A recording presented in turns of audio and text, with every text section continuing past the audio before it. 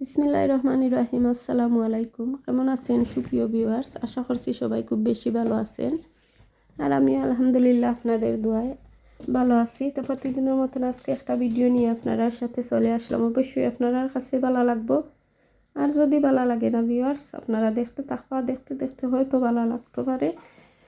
তো এদিকে ভিউয়ার্স আমি মিট দিয়ে একটা কারি রান্না করবো, পটেটো দিয়ে আর শিম দিয়ে কাতলা মাছ দিয়ে রান্না করবো একটা কারি।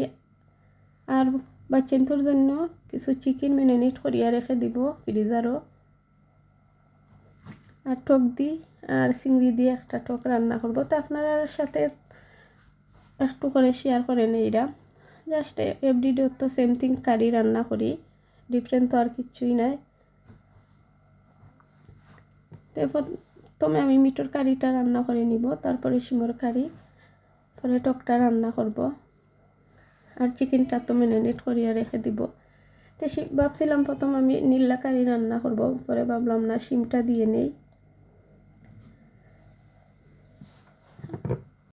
আর যারা লাইক সাবস্ক্রাইব কমেন্ট করে আমার পাশে আছেন, আপনারা সবাই রে অসংখ্য অসংখ্য ধন্যবাদ।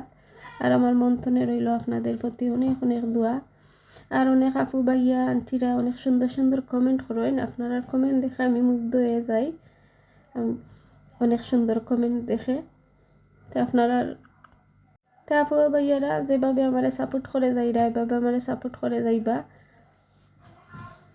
আর যারা এখন পর্যন্ত লাইক সাবস্ক্রাইব কমেন্ট করছেন না, প্লিজ করে আমার পাশে থাকবা, আর আমিও আপনার পাশে আছি। তো প্রথমে ভিউয়ার্স আমি মাংসর কারিটা রান্না করে নিলাম, তারপরে কাতলা মাছ দিয়ে আর শিম দিয়ে রান্না করে নিব, পরে টকটা রান্না করে নিব।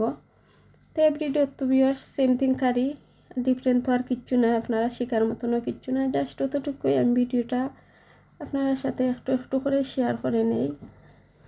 তো ঠিক আছে, সবাই ভালো থাকবা, সুস্থ থাকবা, নিরাপদে থাকবা। আর আমার কথার যদি ভিউয়ার্স কোনো ভুল ত্রুটি হয়ে থাকে, আপনারা ক্ষমা সুন্দর দৃষ্টিতে দেখবা। আল্লাহ হাফেজ, আসসালামু আলাইকুম।